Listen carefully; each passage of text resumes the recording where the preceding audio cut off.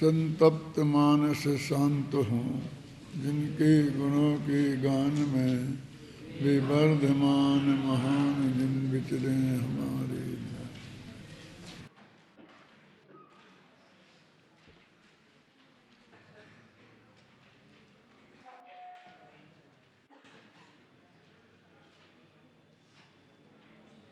आचार्य जयसेनाचार्य के में जो नई बात कही गई है अमृतचंद्र जी ने जो बताया उसके अलावा उसका इसमें दिया हुआ है। तो आधा पेज निकल जाने के बाद प्रश्न है, यदि कोई यहाँ यह प्रश्न करे कि संयम प्रवज्ञा आदि तो तपश्चरण रूप हैं, इन्हें किसने से ज्ञान माना जाता है, तो इसके उत्तर में कहते हैं कि मिथ्यात्व नामक प्रथम गुणस्थान से लेकर क्षीण कषाय नामक 12वें गुणस्थान तक अपने अपने गुणस्थान के योग्य शुभोपयोग, अशुभोपयोग और शुद्धोपयोग के साथ अविनाभाव रहने वाले अशुद्ध उपादान रूप विवक्षित अशुद्ध निश्चय न से तपस्सरणादि को भी ज्ञान माना जाता है। इससे यह सिद्ध हुआ कि शुद्ध उपादान रूप शुद्ध पारणामिक परम भावग्राहक शुद्ध द्रव्यार्थिक नय से दीवादि व्यवहारिक न पदार्थों से भिन्न आदि मध्य और अंत से रहित एक अखंड प्रतिभासमय सर्व प्रकार से उपादेय भूत सहज शुद्ध निज निरंजन परम समय सार नामक शुद्ध ज्ञान स्वभाव वाला शुद्धात्म तत्व ही श्रद्धा करने योग्य है, अपनापन स्थापित करने योग्य है, जानने योग्य है, इसलिए उसका ही ध्यान करना चाहिए। देखो, जब वो ज्ञान शब्द कह रहे हैं तो प्रवज्ञा माने दीक्षा होता है और संयम, ये तो सब चारित्र गुण की पर्याय हैं। तो फिर कहते हैं इनको भी ज्ञान कैसे करे, क्या क्या ज्ञान नहीं है, वो शब्द ज्ञान नहीं से शुरू किया और अंत में जो 12-13 गाथाओं में जितनी चीज़ें गिनाई, अब उसके बाद में फिर ज्ञान क्या है, तो ज्ञान क्या है उस गाथा में संयम और प्रवज्ञा का नाम भी है। तो ये संयम प्रवज्ञा के बारे में प्रश्न क्यों? प्रश्न तो सम्यक दर्शन के बारे में भी होना चाहिए। मेरे ख्याल से उसमें सम्यक दर्शन भी है। कहाँ है वो गाथा का, है ना, पढ़ना भी वो गाथा अंतिम।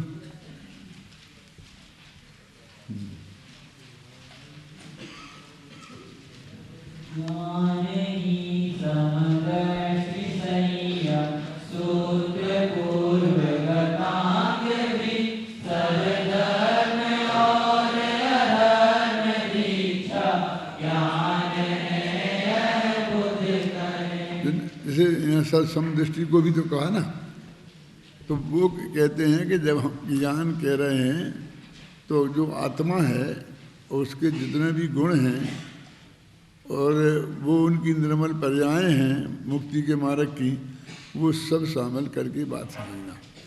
सबका तो कहा नहीं जा सकता, वो ज़रूरत नहीं है। इसलिए मुक्ति के मार्ग में 3 विशेषकर काम आते हैं, श्रद्धा, ज्ञान और चारित्र। इसलिए कहते सम्यक दर्शन भी अपन कहते आत्मा है, सम्यक ज्ञान भी आत्मा है, सम्यक चारित्र भी आत्मा है। तो आत्मा कहो तो ज्ञान कहो। जब वो ज्ञान के संबंध की बात करते हैं तो ज्ञान एक जीव का लक्षण है, तो वास्तव में आत्मा की ही बात करते हैं। फिर उन्होंने जीव से उन्हें अभिन्न बताया था ना, इसलिए कहते हैं कि ये जो हम कह रहे हैं वहाँ ज्ञान शब्द का बहुत व्यापक अर्थ है। और जो अपना जो द्रव्य गुण पर्याय हैं ये एक तरफ और बाकी पर पदार्थ हैं और रागादिक ये दूसरी तरफ, खासकर मिथ्यात्व के साथ वाले, मिथ्यात्व और मिथ्यात्व के साथ वाले रागादिक वे दूसरी तरफ। इस तरह से 2 विभाग करके और भेद विज्ञान की मुख्यता से बात की जाती है। अब इसके उपरांत देखो पेज नंबर 113, ये इसमें बाकी रह गया। वैसे तो कल कह दिया था कि हम अगला कलश पढ़ेंगे, लेकिन कुछ हिस्सा इसमें बाकी रह गया, अपन ने नहीं देखा था कल से। इसलिए वो हिस्सा आपको बता रहे हैं। और ये हिस्सा काफ़ी महत्वपूर्ण है कि इसके उपरांत वे किंच लिखकर कुछ महत्वपूर्ण प्रमेय उपस्थित करते हैं जो 320वीं गाथा के उपरांत दिए जाने वाले प्रमेय के समान ही महत्वपूर्ण है और ध्यान देने योग्य है। 320वीं गाथा के बाद का जो प्रकरण आया था वो अपन ने पढ़ा था, और उसी का संक्षिप्त रूप ये है वास्तव में। लेकिन आत्मा के कल्याण के लिए अत्यंत हितकारी है। ये ऐसा अंश है कि इसे हम एक बढ़िया कागज़ पे जड़वा कर और कांच में जड़वा करके अपने घर में जहाँ से हम बैठे बैठे देख सकें, लेटे लेटे देख सकें, ऐसी जगह लगवाने लायक है। क्योंकि पूरा मोक्ष मार्ग इसमें उन्होंने समाहित कर दिया है कि मति ज्ञान, श्रुत ज्ञान, अवधि ज्ञान, मन पर्याय ज्ञान और केवल ज्ञान, ये 5 ज्ञान पर्याय रूप हैं। और शुद्ध पारणमिक भाव द्रव्य रूप है। माने शुद्ध पारणमिक भाव रूप जो बता रहे हैं उसका मतलब है मात्र ज्ञान, सामान्य ज्ञान। जिस ज्ञान की ये पर्याय हैं 5, उस सामान्य ज्ञान को पकड़ो तो वो द्रव्य रूप है और ये 5 उसकी पर्याय हैं। अब जीव पदार्थ ना अकेले द्रव्य रूप है और ना अकेली पर्याय रूप है, किंतु परस्पर सापेक्ष द्रव्य पर्याय रूप धर्मों का धर्मी है। माने असली जीव तो ये है, समझे। अब वो कहते हैं कि जिसे हम दृष्टि का विषय बोलते हैं, जिसे हम ध्यान का ध्येय बोलते हैं, वो जो जीव है वो परम शुद्ध निश्चय नय का विषय है अथवा परम भाव ग्राही शुद्ध द्रव्यार्थिक नय का विषय है, वो है। ये द्रव्य तो है प्रमाण का। तो यदि दोनों की सच्चाई में कि ये सच्चा है कि वो है, माने यूनिट क्या है, इकाई क्या है, तो इकाई तो वो द्रव्य और गुण पर्याय, इन तीनों का जो अभिन्न रूप है वो है वास्तविक। तो अभी दृष्टि का विषय वो ध्यान का ध्येय, तो उसमें जो पर्याय पक्ष है, जो क्षणस्थायी है, जो निकल जाने वाला पक्ष है, जो विकारी पक्ष है, वो कहते हैं कि हम उसमें अपनापन स्थापित करेंगे तो हमें प्रति समय निगोदिया से भी ज़्यादा दुख होगा। निगोदिया का काय का दुख है करो, कहते हैं नरक में ज़्यादा दुख है कि निगोद में। सबको दिखता है नरक में बहुत है, गर्मी का, सर्दी का और न मालूम कितने कितने भूख का, प्यास का, ये सब गिना है ना छड़ाला में 3-4 पंक्तियों में ही। और ज़रा ज़्यादा देखना हो तो अष्टपहाड़ में देखो, उस वहाँ बहुत विस्तार से हैं। तो कहते यहाँ ये दुख बहुत ज़्यादा दिखते हैं और वहाँ नहीं दिखाई देते हैं। और वहाँ का छड़ाला वाले ने भी लिखा है तो एक श्वास में 8-10 बार और जन्म्यो मर्यो भर्यो दुख भार, इतना ही लिखा बस। अब वहाँ गर्मी का, सर्दी का तो कोई दुख है नहीं। अब जो आलू जमी के अंदर ना लोगों के फ्रिज में रखे रहते हैं आराम से, कितनी बढ़िया ठंडक है, जेठ की दोपहरी में हो, कभी भी हो, उनको क्या तकलीफ है, गर्मी अपन दिखती है स्पष्ट। लेकिन निगोद में नरक से ज़्यादा दुख है, ऐसा भी अपन सब लोग समझते हैं। और नरक में तो सैनी पंचेंद्री होता है, इसलिए वो तड़पता दिखता है, तो उसका वर्णन किया जा सकता है, रोता, चिल्लाता, तड़पता। और वो ज्यों-ज्यों इंद्रियां कम होती जाती हैं त्यों-त्यों वो हलचल कम होती जाती है। 4 इंद्रिय है, 3 इंद्रिय है, 2 इंद्रिय है, 1 इंद्रिय है। तो ये जो इंद्रियों कम होती जाती हैं वो वास्तव में ज़्यादा दुखी हैं, लेकिन उनके दुख हमें आँखों से दिखाई नहीं देते हैं। यहीं पे देखो एक पेड़ खड़ा है तो उसका दुख दिखाई नहीं देता है। पानी है तो उसका दुख दिखाई नहीं देता है, अग्नि जल रही उसका दुख दिखाई नहीं देता है, और एक कीड़ा है कोई तड़फ रहा है तो दिखाई देता है ना। तो इसलिए वो वर्णन करने में नहीं आता है, लेकिन वो वर्ण दुख तो है। तो उन्होंने एक मरण और जन्म, जन्म और मरण ये दुख बताया। और कितना बताया? एक श्वास में 18 बार। तो समझ लो एक श्वास कितने समय का होता होगा? श्वास समझते हो ना, वायु को लेना अंदर बाहर निकालना, तो ये तो बहुत, इसमें तो लाखों करोड़ों समय लग जाते हैं एक श्वास में। वो गिनाए शास्त्र में, इतने हजार इतने कुछ हैं कि इतने वो क्या होते हैं इसमें एक श्वास में, पल वगैरह कुछ बताए हैं। माने इसमें असंख्यात समय होते हैं। तो ये तो असंख्यात समय में इतना दुख हुआ, काहे का? मरने का। और अब हम मानेंगे उस पर्याय में अपनापन, तो वो प्रति समय नष्ट होगी, तो हमें प्रति समय मरण का दुख होगा। अब समझे? यानी उस मान्यता में यही उससे कई गुना ज्यादा दुख भरा पड़ा है। ये तर्क समझ में आया ना? परमात्मा नहीं आया, फिर से कहता हूं कि एक श्वास में 18 बार जन्म में मरे, लेकिन हम एक श्वास में हमारी पर्यायें असंख्य खत्म हो जाती हैं। तो मैंने पर्याय में अहम बुद्धि की तो असंख्य बार मर गया ना मैं, मेरा सर्वनाश हो गया। वहाँ तो सर्वनाश नहीं होता है, यहाँ तो मेरा सर्वनाश हो गया ना। तो कहते उस चीज में या तो वो पर्याय स्थिर हो जाए, और या मैं पर्याय में से अपनापन तोड़ दूं, दो ही में से उपाय हैं। तो वो पर्याय तो स्थायी होने वाली नहीं है, तो अपन उसमें से अपनापन तोड़ देंगे तो अपना दुख निकल जाएगा। इसलिए पर्याय में अपनापन रखना ये नहीं है। इसलिए वो कहते हैं कि दृष्टि का विषय वो परम शुद्ध निश्चय नय का जो पदार्थ है, जो एक भी पर्याय जिसमें नहीं है, सब पर्यायों से भिन्न जो है वो उसको बताया जाता है। दृष्टि का विषय का मतलब ये होता है जिसमें हमें अपनापन स्थापित करना है, जिसे हमें निज रूप जानना है, निज रूप मानना है, और जिस का हमें ध्यान करना है।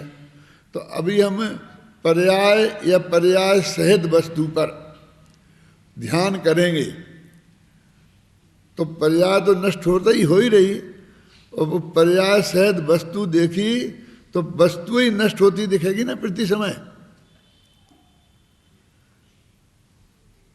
तो हमारा ध्यान भी केंद्रित कैसे होगा कि जिस चीज पर हम ध्यान केंद्रित करने के लिए कह रहे हैं, जब वो ही स्थिर नहीं है तो हमारी उस ध्यान नाम की पर्याय को प्रति समय निराश्रित होना पड़ेगा। जैसे एक आदमी नदी में बहता जा रहा है और उसको ये दिखा सामने कि जो पेड़ है और उसकी जो टहनी है जो उसकी पकड़ में आ सकती है, तो मैं इस टहनी को पकड़ूंगा तो मैं बच जाऊंगा। तो उसने टहनी को पकड़ा और टहनी टूट गई, फिर दूसरी टहनी को पकड़ा वो टूट गई, तीसरी को पकड़ा वो टूट गई। अब जितने भी उसे अवसर मिले और जिसका उसने सहारा लिया वो उसी समय टूट गई, तो उसका क्या होने वाला है बोलिए? हमने पर्याय का ध्यान किया और हमारी ध्यान केंद्रित किया, वो पर्याय गायब हो गई। फिर दूसरे पे किया तो वो पर्याय गायब हो गई। जितनी तेजी से वो वस्तु बदल रही सामने की, वो हमारा ध्यान को भी उतनी तेजी से बदलना पड़ेगा ना। तो फिर ऐसे में स्थिरता कैसे होगी? तो वो कहते हैं कि उसमें वो जो बदलने वाला अंश है उसको हम गौण करें, और जो नहीं बदलने वाला अंश है उसको हम मुख्य करें तो हमारी दृष्टि को बार बार निराश्रय नहीं होना पड़ेगा। इसलिए ध्यान का ध्येय और श्रद्धा का श्रद्धेय वही है। तो वो इस अध्यात्म के लिए प्रयोजन बस निकाला गया सत्य है कि परदेशी से क्या प्रीति। अब इसको हम और व्यापारियों की भाषा में समझें तो हम अब अंदाज लगाते हैं ना, मेरे पास कितनी प्रॉपर्टी होगी। तो एक तो मकान है, वो होगा 25 लाख का होगा। फिर इतना जमीन है, वो भी इतने की होगी। फिर इतने का सोना है, चांदी है, हीरा है, तो वो गिन लेते हैं हम सब। फिर इतना नगद बैंक बैलेंस है, वो गिन लेते हैं। फिर घर में फर्नीचर इतने का है, तो उसे गिनते हैं क्या? क्यों? वो कैपिटल खाता नहीं है, वो तो खर्च खाता है। अब वो भले ही संपत्ति है और उसे हमने हमारे काम भी आना है, असली तो उसको ही काम में आना है। वो खेत और मकान और वो बैंक में पड़ा बैलेंस, वो हमारे कुछ काम नहीं आ रहा है, काम तो वो ही आ रहा, लेकिन वो उसे प्रॉपर्टी नहीं माना जाता। वो तो हमने जिस दिन खरीदा वो उसी दिन वह खर्च खाते में चला गया। और वैसे भी कहते हम घर लाए, एक दिन भी नहीं बैठे, तो आधी कीमत तो उसकी उसी दिन रह जाती है। सेकंड हैंड है बस। यदि आप उसे बेचना चाहेंगे तो सेकंड हैंड कहलाएगा, आप समझ गए ना। तो ऐसे ही जो खर्च होता है वो प्रॉपर्टी नहीं मानी जाती। तो हमारी आत्मा की प्रॉपर्टी क्या है? ये प्रॉपर्टी ये वैज्ञानिकों का भी एक शब्द है, इस वस्तु में की प्रॉपर्टी क्या है, समझ गए ना आप। तो ऐसे ही कह रहा है कि आत्मा की प्रॉपर्टी वो त्रिकाली ध्रुव जो द्रव्य है वो है। तो वो दृष्टि का विषय जिसे हम कहते हैं परम सत्य, वो परम सत्य है और उसका दृष्टि ये है। माने जो दूसरा पर्याय पक्ष था उसको उसमें गौण किया गया है। अभी और बारीकी में जाना तो ये कह सकते हैं कि गुण है तो गुण तो नष्ट नहीं होते, लेकिन गुण का भेद ये अनंत है ना। ये ज्ञान दर्शन चारित्र, तो ये भेद करने से विकल्प की उत्पत्ति होती है। और विकल्प की में जहाँ उत्पन्न होंगे वहाँ अनुभूति नहीं होती, वो निर्विकल्प में होती है। इसलिए उन भेद को भी निषेध करते हैं। देखो अनंत गुण हैं और उनमें भेद है। यदि आपने नए चक्र पढ़ा है यदि और उसका थोड़ा सा ध्यान में हो गए तो उसमें एक विकल्प नय और एक अविकल्प नय भी होता है, और एक भेद नय और अभेद नय भी होता है।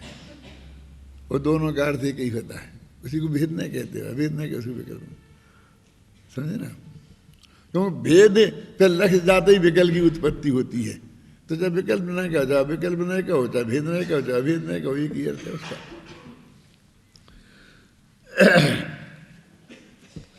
अब यहाँ इस बात का विचार करते हैं कि मोक्ष किस ज्ञान से होता है, समझे ना। एक ज्ञान माने त्रिकाली ध्रुव भगवान आत्मा, और एक मति ज्ञान, श्रुति ज्ञान, अवध ज्ञान, मन पर्याय ज्ञान और केवल ज्ञान। ये 5 ज्ञान पर्याय रूप और एक ज्ञान वस्तु स्वरूप। आत्मा ज्ञान हम बोलते हैं ना पंजाबी, जिस विषय में बार बार कह रहे कि ये ज्ञान ही दर्शन है, ज्ञान ही चारित्र है, वो ज्ञान। तो कहते हैं इनमें से कौन सा ज्ञान है जिससे हमें सम्यक दर्शन की प्राप्ति होगी। अभी अपन को निर्णय तो करना चाहिए ना कि हमारे पास जो काम हमें करना है उस काम का साधन क्या है। तो कहते केवल ज्ञान तो फल रूप है कि जब वो हम आत्मा की साधना कर चुकेंगे तो उसमें जो हमें फल मिलेगा उस फल का नाम केवल ज्ञान है।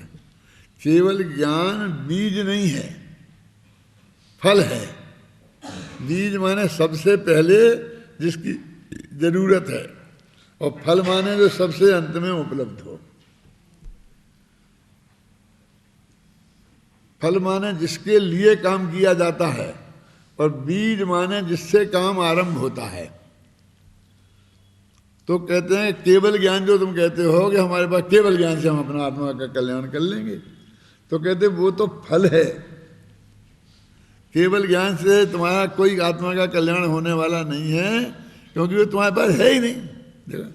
देखा, केवल ज्ञान तो फल रूप है और वह भविष्य में होगा, वह अभी हमारे पास है ही नहीं। और अवधि ज्ञान और मनपर्याय ज्ञान ये दोनों मूर्त विषयों को ही जानने के कारण हैं, तो अमूर्त आत्मा को जानने में असमर्थ है। यदि अभी तो है अपने पास भाग्य से तो वेद ही नहीं है, लेकिन होते भी हो सकते हैं ना छह उपशम ज्ञान वालों को, छह उपशम ज्ञान वालों को हो सकते हैं, तो ख्याल में है ना। इसलिए वो कहते हैं, एक 2-4 दिन व्याख्यान में मैंने ये सुना था आप लोगों से, यहीं पर सुना था, छह उपशम ज्ञान, छह उपशम निरर्थक, छह उपशम निरर्थक। और फिर वो जिस तरह से बात कहते हैं, वो अध्ययन करके शास्त्रों का जिसने पढ़ लिया है, मान लो जो शास्त्री की डिग्री हो गई है, उसको वो छह उपशम के अर्थ में कह रहे थे। और बाकी के जो लोग हैं ना, जैसे जिनने स्वाध्याय करके और जिनने आत्मा के बारे में थोड़ी जानकारी ली है, तो वे छह उपशम बिना की ऐसे प्रयोग कर रहा था वो लड़का। और वो मैंने देखा है कि वो जो प्रयोग था, ऐसा प्रयोग बहुत से पंडित करते हैं, और मैंने किताबों में भी कई जगह ऐसा लिखा देखा है। किताबों में माने अच्छे प्रमाणिक पुरुषों की किताबों में नहीं, ऐसे ही अरे गहरे नथु खैरों की किताबों में। क्या कि छह ऑप्शन नहीं, तो वो ऐसे दो पार्टी बना रहे थे। कौन से? कि जिसने अच्छी स्टडी की है, शास्त्रीय परीक्षा पास की है, वे छह ऑप्शन ज्ञान वाले, और बाकी के जो लोग जो है ना स्वाध्याय करके थोड़ा बहुत जो देन धर्म जानते हैं, वे बिना छह उपशम वाले ऐसा भेद कर रहे थे।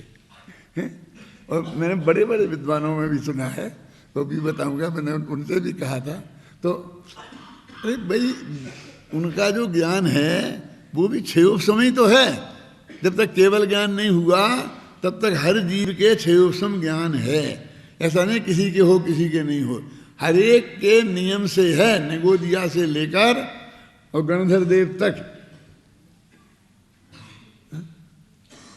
वो छह उपशम ज्ञान है। और फिर छह उपशम ज्ञान की निंदा, छह उपशम ज्ञान की निंदा माने छह उपशम ज्ञान के नाम पर जैन शास्त्रों के अध्ययन गहराई से पढ़ना, ये समझे ना, इसकी और इसकी निंदा। ये क्या कह रहे हैं? तो अनुभव ज्ञान के छह उपशम नहीं है। तो मैं कहता हूं कि सब कम से कम ये शब्दावली तो सही सीख लो।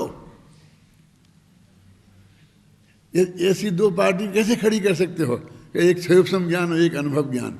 वो अनुभव ज्ञान छह उपशम ज्ञान नहीं है, अनुभव वो भी छह उपशम ज्ञान है। अरे जब तक केवल ज्ञान नहीं हुआ, तब तक निगोदिया से लेकर गणधर देव तक सबके ज्ञान का नाम छह उपशम ही है। देखो, अवधि ज्ञान और मनपर्याय ज्ञान ये दोनों अमूर्त विषयों को जानने के कारण है। अच्छा, क्योंकि महाशास्त्र तत्वार सूत्र में रूपिस्व वधे और तदनंत भागे मन पर्यय, अवधि ज्ञान का विषय रूपी पदार्थ ही है, और मनपर्याय ज्ञान का विषय अवधि ज्ञान के विषय का ही अनंतमा भाग सूक्ष्म पुद्गल ही है, ऐसा लिखा है। ये जो मैं पढ़ रहा हूँ, ये बिल्कुल जयसेनाचार्य की शब्दों का एक अक्षर अक्षर अनुवाद है। ये मैं क्यों कह रहा हूँ? इसलिए कह रहा हूँ कि इसमें वो अनुवाद मैंने किया है, मैंने किसी दूसरे पंडित का उठाकर नहीं रखा। इसकी वजह से आपको ऐसा लगेगा कि ये तो बिल्कुल आप ही ने लिख दिया। और भी जगह जहाँ मैंने कोटेशन दिए हैं, तो उनके अर्थ मैंने ही किए, क्योंकि दुर्भाग्य से मुझको दूसरों के किए अर्थ ज़्यादातर पसंद आते ही नहीं। क्या उन्हें पढ़ता हूँ, उनसे हेल्प लेता हूँ, इसलिए उनका भी अपने ऊपर अनंत उपकार है, ख्याल में आई ना। लेकिन वो पूरी तरह से उसमें परिपूर्ण ऐसा नहीं दिखते हैं कि पूरा बढ़िया बढ़िया से और अच्छा हो सकता है। अतः इन अवधि ज्ञान और मनपर ज्ञान से भी मोक्ष की प्राप्ति संभव नहीं है। अतः सहज सामर्थ्य से ही यह बात सिद्ध होती है। ये सहज सामर्थ्य से ही ये बात सिद्ध होती है, माने ये इसके लिए कोई विशेष प्रयत्न करने की जरूरत नहीं है ना, कि बाह्य विषयों के विकल्प से रहित स्वशुद्धात्माभिमुख परिचित्ति लक्षण वाले निश्चय निर्विकल्प भाव स्वरूप मानस, देखो भाव स्वरूप मानस तथा पंचेंद्रिय के विषयों के पार अतेंद्रिय शुद्ध पारिणामिक भाव विषय भावना रूप निर्विकार सुसंवेदन शब्द से वाच्य विशिष्ट भेद ज्ञान रूप और छायोस्मिक भाव रूप मतिशुद्ध ज्ञान ही मुक्ति के कारण हैं। ये इतने विशेषण लगाए तो ये कई जगह थोड़ा सा भ्रम भी पैदा होता है।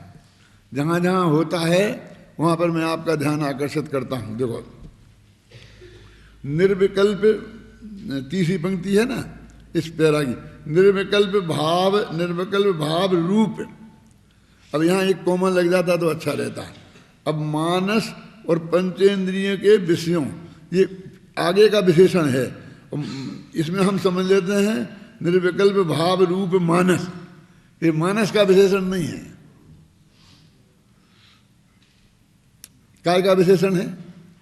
बोलो भाषा के पंडित, यदि भाषा के पंडित देखो, ये मति ज्ञान और श्रुत ज्ञान के विशेषण हैं।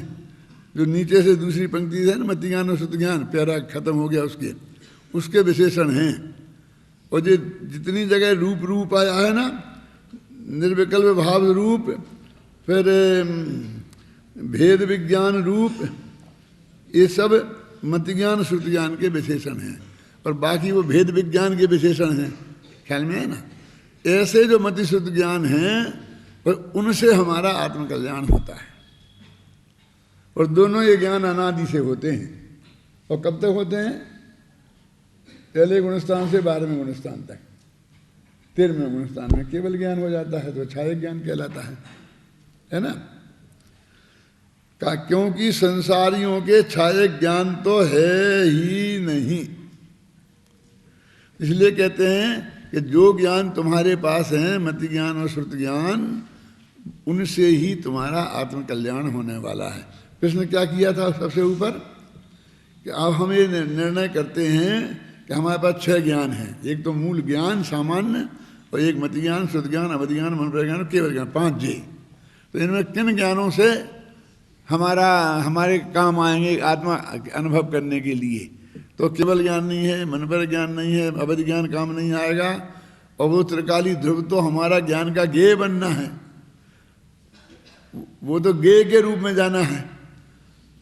तो इसलिए कहते हैं ये जो मति और श्रुत ज्ञान हैं, ये ही हमारे पास उपलब्ध हैं। देखो, जिनसे काम होना है वे उपलब्ध हैं, और जिनसे काम नहीं होना है वे उपलब्ध नहीं है।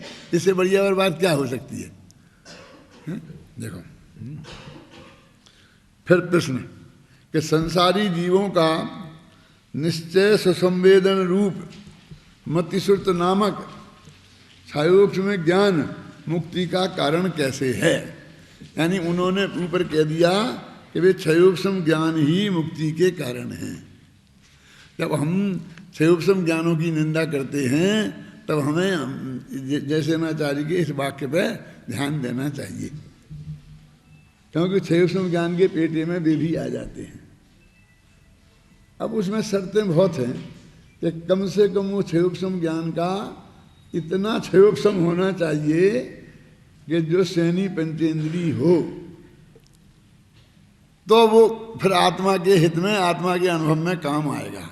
यदि इससे कम उघाड़ है तो वो काम नहीं है। उघाड़ इसलिए बोलते हैं क्योंकि क्षयोपम का क्षयोपम का उघाड़ कहने से फिर लगता है कुछ, लेकिन वास्तव में तो वो क्षयोपम ही है। माने क्षयोपम भाव जो है, जो हमारा अनादि से लेके 12वें गुणस्थान के अंत तक होता है, उसमें कितनी मात्रा में क्षयोपम होना चाहिए कि जो सैनी पंचेंद्री, तो सैनी पंचेंद्री वाला मामला तो ये नाप है। जैसे अपन में कितना, तो 1 लीटर, तो 1 लीटर क्या है? 1 लीटर नाप है। तो ये शैनी पंचेंद्री जो हमने बोला ये तो नाप है कि इतना वो ज्ञान चाहे उपसम प्रकट रूप होना चाहिए। ख्याल में आई ना? उत्तर, समस्त मिथ्यात्व रागादि रूप विकल्पों की उत्पत्ति से रहित स्वशुद्धात्म भावना से उत्पन्न परम आह्लाद लक्षण वाले सुखरूपी अमृत रस के स्वाद में एकाकार परम समरसी भाव के कार्यभूत अनंत ज्ञान सुखादि रूप मोक्ष के फल का विवक्षित एक देश शुद्ध निश्चय नय से शुद्ध उपादान कारण रूप होने से वे छायोपशमिक मतिश्रुत ज्ञान मुक्ति के कारण हैं। माने उनमें ये विशेषता हैं, माने एक स्थिति में वो इस अवस्था में आ जाते हैं। माने छायोपशम ज्ञान किस अवस्था में आ जाए तो वो हमारे लिए आत्मा के अनुभव का कारण बनता है कि मुक्ति का कारण बनता है। इस बात की पुष्टि के लिए आत्मख्याति में समागत निम्नांकित कलश से भी होती है। ये अपन नहीं कह रहे, ये वो ही कह रहे हैं कौन? जैसे नाचारी। ये उन्होंने वहां कोटेशन दिया है। कहां तक चलेगा उन्हें जैसे नाचारी का? कहां से शुरू हुआ देखो, जो है ना 6वीं लाइन से 7वीं लाइन से मत ज्ञान शुद्ध ज्ञान इन्वर्टेड कोमा है ना, और फिर इधर आगे चल करके अगले पेज पर आधे पेज के करीब बाद में ये भेद विज्ञानता छंद है ना, इसके 2 लाइन बाद में इन्वर्टेड कोमा क्लोज है, वहां तक जय सेनाचारी का वाक्य है जिसका अनुवाद अपन ने किया है कि भेद विज्ञानता सिद्धा सिद्धा एकल केचना अस्सई भाव तो बद्धा बद्धा एकल केचना, कि भेद विज्ञान आज तक जितने सिद्ध हुए हैं वो भेद विज्ञान से ही सिद्ध हुए हैं, और आज तक जो संसार में भटक रहे हैं वो भेद विज्ञान से के बिना ही भटक रहे हैं। और भेद विज्ञान क्षयोपशम ज्ञान का ही नाम है, और वो मत ज्ञान और श्रुत ज्ञान में ही होता है।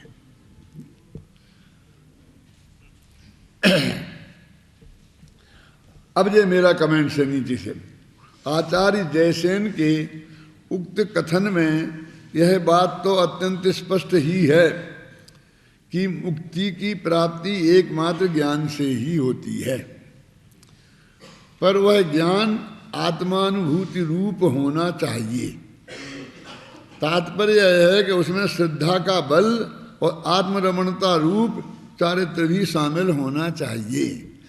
कौन से प्रश्न का उत्तर चल रहा है ये? कि दीक्षा और संयम इसको तुमने ज्ञान में क्यों शामिल की? वो जो गाथा में अंत में आया है ना,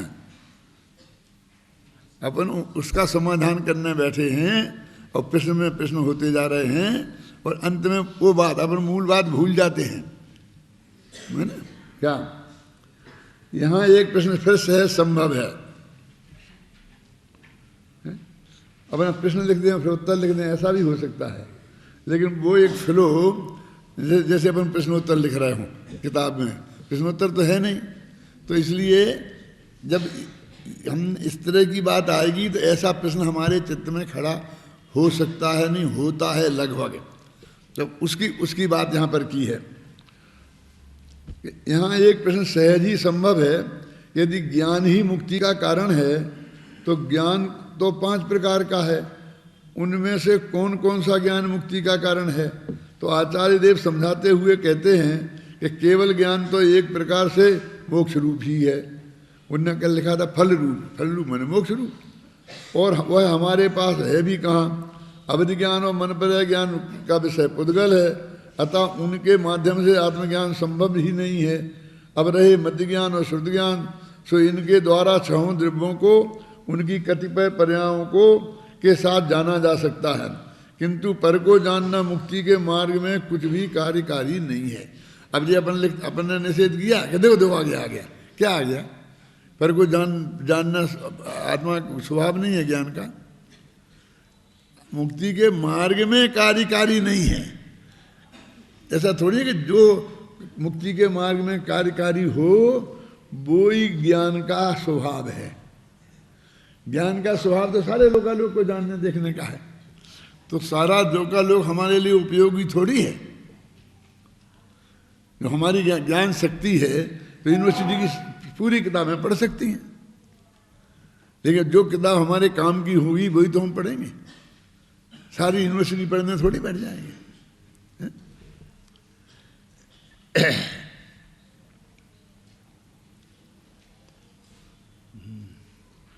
अब रहे मतिज्ञान शुद्ध ज्ञान, सो इनके द्वारा छहों द्रव्यों को उनकी कतिपय पर्यायों के साथ जाना जा सकता है, किंतु पर को जानना मुक्ति के मार्ग में कुछ कार्यकारी नहीं है। इसलिए आत्म सन्मुख हुए मति श्रुत ज्ञान ही मुक्ति के कारण हैं। आत्म सन्मुख हुए, इसमें शुद्धात्माभिमुख शब्द आया ना जैसे नाचार्य की में, उसका अर्थ है जी। परंतु वे आत्म सिद्धांत और आत्म ध्यान से संयुक्त होने चाहिए। इसलिए हमारा परम कर्तव्य है कि हम मति श्रुत ज्ञान रूप उपलब्ध छह उपशम ज्ञान को बुद्धि पूर्वक आत्मा में लगावें, आत्म सन्मुख करें, यही मार्ग है। अभी आपको इसमें और फिर एक प्रश्न खड़ा हो सकता है कि आप ऐसा कह रहे हो, और सुबह तो दादा बता रहे थे कि क्रमबद्ध पर्याय में सारे ज्ञान की एक एक समय की पर्याय ये नक्की है कि जिसमें ये लिखा है कि इस समय की पर्याय क्या जानेगी, तेरे को वो भी आकुलता नहीं करनी है, तो वो इससे भी बड़ा परम सत्य है। ये तो प्रेरणा की भाषा है, ख्याल में है ना।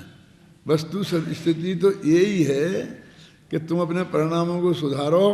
तो अपन कहते हैं ना कि स्वर्ग में जाना, तो तुम कहते जहां तुम्हें जाना होगा, जाना होना नक्की है, होगा नहीं, जो पहले से ही केवली के ज्ञान में झलका है, एक दो भव का नहीं अनंत भवों का, तो उसके पहले पहले जैसे जैसे भाव हों कि जिन भाव वहाँ जाने के कारण बनते हैं, वैसे वैसे भाव ऑटोमेटिक होंगे।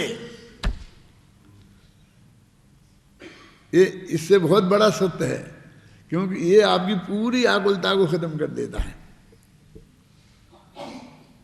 सचमुच कभी कभी तो ऐसा लगता है कि ये क्या कह रहे हैं, कि अभी अपन तो कहते सब चेतो, अभी आ गया, बुढ़ापा आ गया, जी हो गया, वो हो गया, अपन समझना चाहिए, मनुष्य अब कितना सा है, छोटा है, इतना है, उतना है, और अभी तो फिर क्या करें, कि करना कुछ नहीं है। तो वे काय के चेतने, कैसे चेते हैं, बोलो तुम क्या, ये सब प्रेरणा का क्या मतलब है, बोलो क्या करें।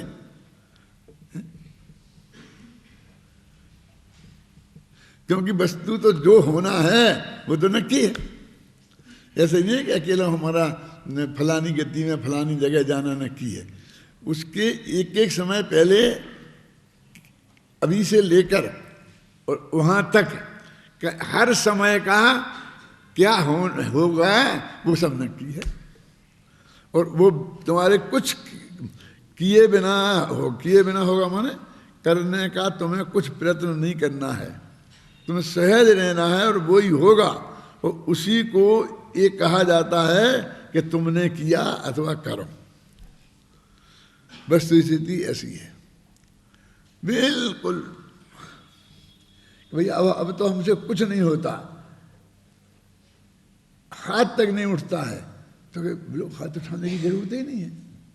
कि उठता होता तो हमें कहते कि हाथ मत उठाओ, क्यों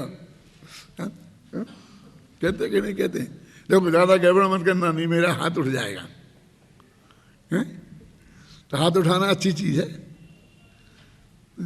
तो तुम्हारा क्या चला गया, क्यों कि ऐसा कुछ करना ही नहीं था ना।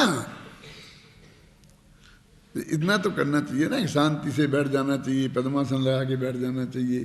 क्यों, पर पद्मासन लगा के नहीं बैठ सकते हो तो शांति से बिल्कुल एक मुद्रा में लेट जाना चाहिए। इन योगा वालों से कहेंगे तो शवासन में लेट जाओ, जो कहेंगे कायोत्सर्ग कर दो। लेकिन वो जो परम सत्य है जो सुबह आ रहा था, और ये प्रेरणा की भाषा है। कौन, इसलिए हमारा परम कर्तव्य है कि हम मति शुद्ध ज्ञान रूप उपलब्ध सेवसम ज्ञान को बुद्धि पूर्वक आत्मा में लगावें, आत्मसन्मुख करें, यही मार्ग है। अब इसी भाव के पोषक कलश का अभ्यास पढ़ो।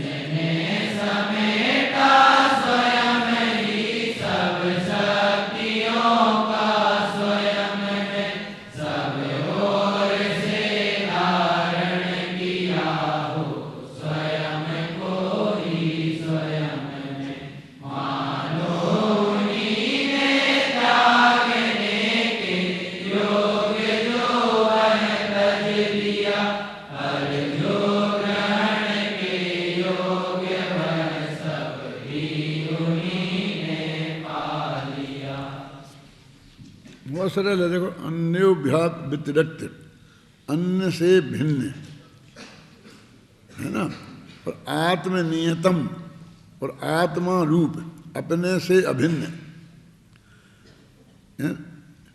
और कहते हैं कि जितनी भी वस्तुएं हैं पर अथवा छोड़ने योग्य,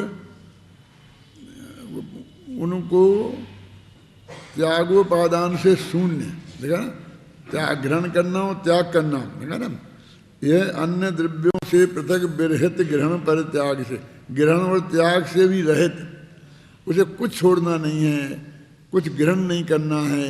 अपन कहते हैं ना, कभी ये छोड़ दिया मैंने, ये ग्रहण कर लिया मैंने, ये रखा, ये नहीं रखा, तो कहते आत्मा में ऐसा ग्रहण त्याग है ही नहीं। भगवान आत्मा तो त्यागोपान शून्यत्व शक्ति से युक्त है। यह ज्ञान निधि निज में नियत वस्तुत्व को धारण किए। यह जो ज्ञान निधि है, ज्ञान निधि आत्मा है, ये तो अब निज में नियत निश्चित है, अपने वस्तुत्व को धारण किए है, ये परद्रव्यों से पृथक है और ग्रहण और त्याग से भी विरहित है। इसे ग्रहण और त्याग की भी इसकी जरूरत नहीं है। आदि अंत विभाग विरहित, अनादि मध्यांता बोलते हैं ना, कि आदि अंत के विभाग से जो रहित है, माने उसमें ऐसा भेद ही नहीं पड़ता है कि ये आदि है ये अंत है, ऐसा भेद नहीं पड़ता। कि देखो, एक परमाणु है तो उसका आदि क्या है और अंत क्या है। परमाणु माने पुद्गल का वो सबसे छोटे से छोटा हिस्सा। यानी दो परमाणु हों तो उसमें हम कह सकते हैं कि ये आदि, मध्य और अंत। देखो, ये टेबल है ना, तो इसकी ये आदि है, ये मध्य है, ये अंत है। अब ये छोटी छोटी छोटी छोटी छोटी छोटी ऐसी स्थिति में ला दो कि जिसके तीन टुकड़े हो ही नहीं सके, तो आदि, मध्य और अंत क्या बोलोगे उसे? तो जो वस्तु अखंड होती है वो आदि, मध्य और अंत से रहित होती है। उसमें आदि, मध्य और अंत का भेद नहीं किया जा सकता है। और यदि आप करोगे व्यवहार से तो वो अत्यंत स्थूल है। इतना बड़ा जो आकाश है, लोकाकाश है ना, तो अपन कहेंगे बताओ कहाँ से शुरू हुआ, कहाँ खत्म हुआ, बताओ। एक छोटी चीज का उदाहरण तो दिया, दो उदाहरण दे रहा ना मुझे। एक सबसे छोटी चीज जो आदि मध्य और अंत से रहित है, वो एक सबसे बड़ी चीज, वो भी आदि मध्य और अंत से रहित है ना। बोलो आकाश का बीच क्या है, मतलब मध्य क्या है और अंत क्या है? आदि और अंत के जब पता ही नहीं है तो बीच कहां से बनेगा? अब देखिए काल का एक समय, वो भी आदि अंत और मध्य से रहित है ना। और अनादि से है और अनंत काल तक है।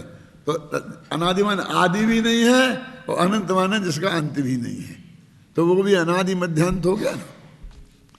मन आदि अंत के और मध्य के भेद से रहित है और स्फुरित है, आनंद का घन पिंड है, ऐसी सहज महिमा का धारक, कांति का भास्वर, शुद्ध अनुपम ज्ञान घन, ज्ञान का घन, ऐसा भगवान आत्मा मेरा है। और जिसने समेटा स्वयं ही सब शक्तियों को स्वयं में, ये का नहीं, का की जगह को कर लो, मतलब कहाँ पड़ रहा है मैं, क्योंकि एक भी हाथ ऐसा उठा नहीं दिखा मुझे जिसने करेक्शन किया हो उसमें, हैं? सही है। जिसने समेटा स्वयं ही सब शक्तियों को स्वयं में, को है कि का? हाँ, को करना है, हाँ, है ना।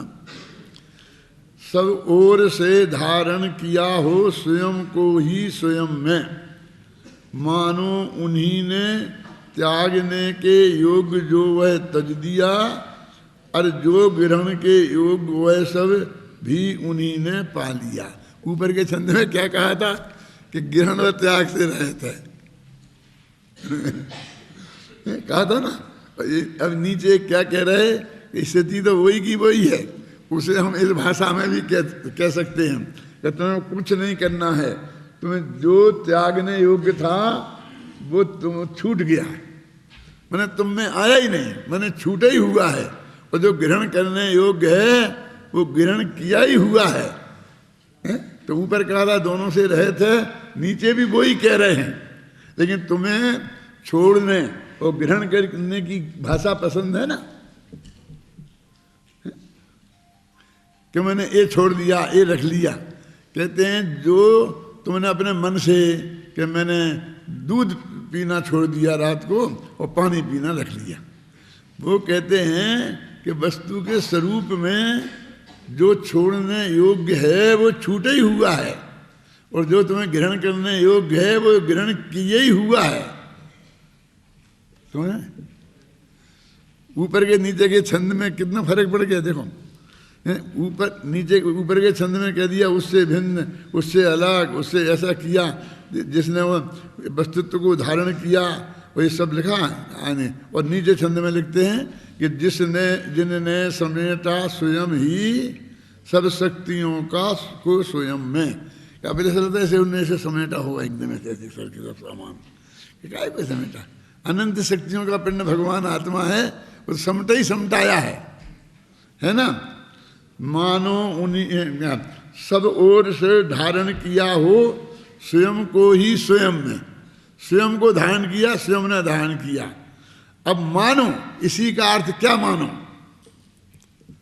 मानो उन्हीं ने त्यागने के योग्य था जो वह तज दिया, और जो ग्रहण के योग्य है वह सब उन्होंने पा लिया। यानी उसी का ये अर्थ है। ऐसा नहीं कि ऊपर की दो लाइन में कोई अलग काम किया, नीचे की दो लाइन में कोई अलग काम किया। माने ये कहते हैं कि जैसे जो कुछ पाना था वो हमने पा लिया, और जो कुछ त्यागना था वो हमारा छूट गया।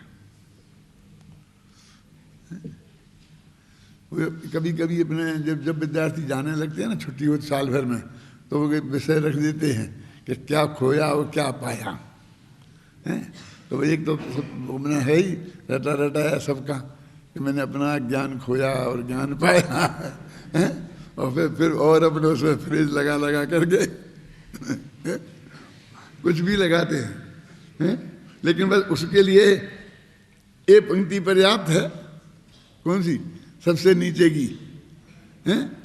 और जो ग्रहण के योग्य वह सब भी उन्हीं ने पा लिया। मानो उन्हीं ने त्यागने के योग जो वह तज दिया, अरे जो ग्रहण के योग वह सब ही उन्हीं ने पा लिया। मैंने कुछ नहीं, हाँ साहब, जो छोड़ने लायक था वो छूट गया और जो पाने लायक था वो पा लिया। कुछ पाना माने की बात नहीं है, वो हमने जान लिया, बस हमने अपने स्वरूप को जान लिया और उसी को हम कहते हैं ज्ञान जो है वो खत्म हो गया। अब ये तेरे बनारसी दास के छंद हैं, बढ़िया बढ़िया छंद हैं।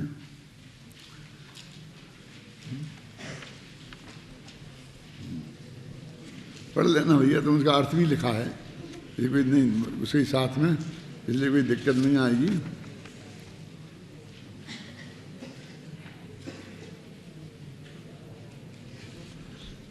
अब अगली गाथाएं जो है ना 405 से 407 तक, उसके लिए 120 पेज पर ये जो अगला कलश है वो पढ़ो, इस उत्थान का रूप।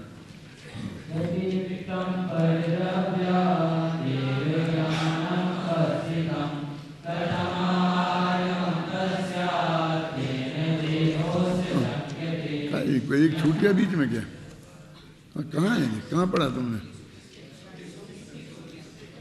120 पेज। तो मैं तो इस छंद ऐसा लगा कि जब तुमने पढ़ा फिर पढ़ना।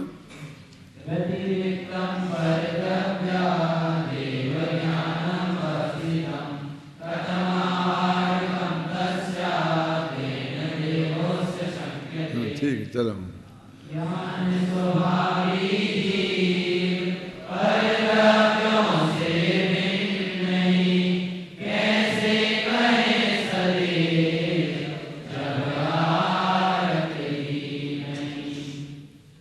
यह ज्ञान स्वभावी जो आत्मा है वो पर पदार्थों से जुदा, ये क्या जुदा करना? जुदा करो, छुड़ाओ, माँ बाप से छुड़ाओ, इससे छुड़ाओ, उससे सब छूटा ही हुआ है। छुड़ाना क्या है? कहते हैं कि ये देह से छुड़ाओ, देह का त्याग धीरे धीरे करो ना, पहले दूध त्याग दो, फिर पानी भी त्याग दो, फिर ऐसा कर दो। वो कहते हैं जब भगवान आत्मा अनाहारक है, वो आहारक ही नहीं है, वो पर पदार्थ को ग्रहण ही नहीं करता है, तो उसको छोड़ें क्या? कि ये देह को हमने ग्रहण ही नहीं किया, हमने कभी एक समय को इसे अपनी जानी ही नहीं, हमने कभी एक समय इसे अपनी मानी ही नहीं, हमने इसमें किसी भी तरह का अपनेपन का विकल्प किया ही नहीं, तो क्या छोड़ना? छोड़ने की बात तो तब हो गए कि जब हमने इसमें अपनापन किया हो, तब, है ना? तो जब छूटना होगी, जिसे तुम छूटना कहते हो, इसे कहते हैं ना एक क्षेत्र आप गाय, तो जब छूटना होगी छूट जाएगी। उसमें हम क्या, मैंने कहने का हम क्या छोड़ें और क्या नहीं छोड़ें। देखो परिग्रह दो प्रकार का होता है, एक तो स्त्री पुत्र मकान जायदाद रुपया पैसा, और एक इस शरीर है। इसलिए दो नए अलग अलग रखे ना, एक उपचरित और एक अनुपचरित। के हमको रुपये पैसे को छोड़ना पड़ेगा, सोना चांदी को छोड़ना पड़ेगा, हम मकान को भी छोड़ना पड़ेगा, किसी को देना पड़ेगा, नहीं तो वो त्याग नहीं कहलाएगा। हम उसमें रहते रहे, रुपये पैसे का उपयोग करते रहे, तो वो त्याग नहीं कहलाएगा। माने श्रद्धा में तो हमने मान लिया कि हमारा नहीं है, लेकिन छोड़ना भी पड़ता है ना।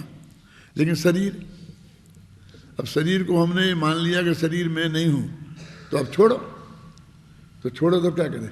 आत्महत्या करें, अग्नि में कूद जाएं, कुएं में कूद जाएं, क्या करें? तो उसे तो सबसे बड़ा पाप माना है। क्या अब तुमने छोड़ दिया ना देह में से अपनापन, अब ठीक है, जब तक रह जाएगा संयोग तब तक रह जाएगा, जब छूटना होगा छूट जाएगा। माने देह को जैसा रुपया पैसा छोड़ा जाता है, ऐसा देह को नहीं छोड़ा जाता। यदि मुनि अवस्था हुई तो कपड़े जैसे उतार के फेंके जाते हैं, मुकुट उतार के फेंका जाता है, ऐसा शरीर उतार के नहीं फेंका जाता। केशवंश तो किए जाते हैं ना, क्या? तो कहते शरीर नहीं है वो, इसलिए किए जाते हैं। शरीर जो है इसको तो आत्महत्या हो जाएगी, केसलुंच का भी क्या कारण है और क्या कैसा है वो फिर कभी बात होगी तो कहेंगे, नहीं तो इसमें कोई ऐसे बाल उखाड़ने से कोई धर्म होता है? वो तो कबीर ने तो मजाक उड़ाया है कि भेड़ को सबसे ज़्यादा वो हो जाएगा, उसकी तो हर महीना 2 महीने में सारे बाल उखाड़े जाते हैं। तो ये है कि यदि ये 4 महीने से ज़्यादा के हो जाएं तो उसमें जीव जंतु पड़ने की, जुआ मुआ पड़ने की चांस होते हैं, उनसे हिंसा होने के चांस होते हैं। तो ऐसा रहता है कि 2 महीने के पहले और 4 महीने के बाद, नहीं 2 महीने से 4 महीने के बीच में केसलुंच होना चाहिए।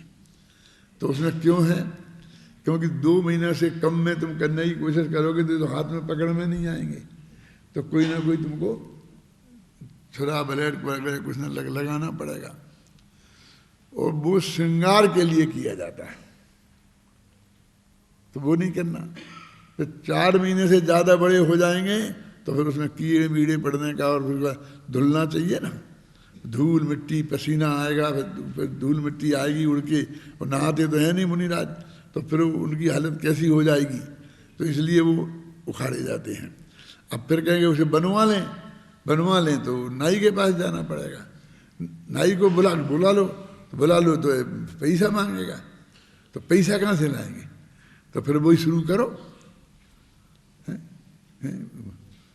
चूहिया के लिए दूध और दूध के लिए गाय और गाय के लिए घास, मतलब पूरा परिग्रह खड़ा हो जाएगा।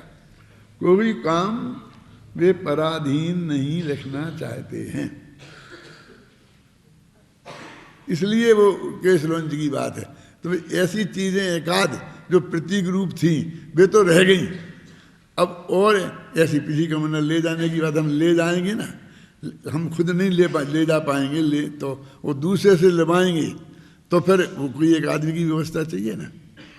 फिर आदमी की व्यवस्था चाहिए तो उसे पैसे चाहिए, उसकी व्यवस्था खाने पीने को चाहिए, है ना। आप समझे, वो तेज चलेगा, जल्दी चलेगा, नहीं आएगा तो हमारे पास वो हमेशा उपलब्ध नहीं रहेगा क्या। तो वो स्वाधीन वृत्ति के हिसाब से उनकी वो सब चीज़ें हैं, है ना। अब वो न वो अपने हाथ में वो रहता न वो रहता, सब हजारों सेवक खड़े हैं। आप तो बस इशारा करके देखो, और इशारा की भी क्या जरूरत है, बिना ही इशारे के जबरदस्ती छीन लेंगे, हैं। तो ये बनवाने के लिए कोई तैयार नहीं है क्या? कोई नाई बनाने को तैयार नहीं, वो पैसे ही नहीं मांगे, वो मांगे तो लोग देने के लिए तैयार हैं। अरे वे पटे पटाए उखड़े फुड़ाए बालों को तो बोलियां लग लग करके और लाखों रुपए में बिकती हैं क्या? तो तुम्हारे के लिए बाल बनवाने की व्यवस्था नहीं होगी? अरे भाई, उनको व्यवस्था करनी नहीं है ना, उनको पराधीन व्यवस्था चाहिए नहीं ना। उनकी जो वृत्ति है वो स्वाधीन वृत्ति है। अब हमने उसमें फिर नया धर्म मान लिया, कल्पना कर ली, 50 तरह की बातें हो गई हैं। अब ये जो गाथा है, ये गाथाएँ अगले में चलेंगी, और जिसमें ये भगवान आत्मा के आहार भी नहीं है। आहार नहीं है तो देह नहीं है, और देह नहीं है तो द्रव्यलिंग नहीं है, और द्रव्यलिंग ही नहीं है तो द्रव्यलिंग से मोक्ष कैसे होगा। मैंने अब उनको ये बताना है कि जैन दर्शन में लिंग से मोक्ष नहीं होता। अब लिंग से मोक्ष नहीं होता, इसको श्वेतांबर लोग पकड़ते हैं गाथाओं को कि वे क्या कोई हट करते हो कि हम नग्न दिगंबर लिंग धारण करेंगे, क्योंकि तुम्हारे समय सार में लिखा है कि लिंग से मोक्ष होता ही नहीं। तब क्या उसका अर्थ है, आप समझिए ना, गहराई से उसकी चर्चा इसमें करेंगे। जो इन्होंने इसमें उठाई ना कि भगवान आत्मा आहारक नहीं है, और जब आहारा ही नहीं है तो देह कैसे होगी। तो देह नहीं होगी तो वो नग्न है कि कपड़ा पहने है, कपड़े कहाँ से हो गए। भगवान आत्मा के देह है ही नहीं। ये चर्चा आएगी कल।